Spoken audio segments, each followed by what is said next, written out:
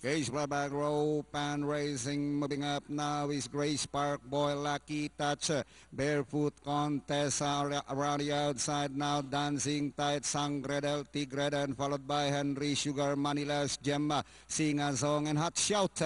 And nearing the last 600, it is now Grace Park Boy, followed by Lucky Touch, and moving up now is Sangre del Tigre, Dancing Tide, Barefoot Contest is running by Henry Sugar. It's Lucky Touch and Grace Park Boy fighting it out for the leader.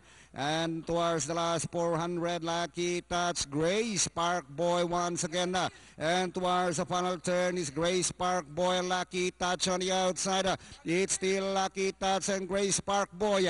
It's Grace Park Boy, Lucky Touch on the outside. It's still Lucky Touch and Grace Park Boy. It's Lucky Touch now the outside. Grace Park Boy, Lucky Touch, Grace Park Boy, and finally Grace Park Boy, Lucky Touch, Henry Sugar, entry number 6, Grace or Barefoot Contest, and Sangre del Tigre.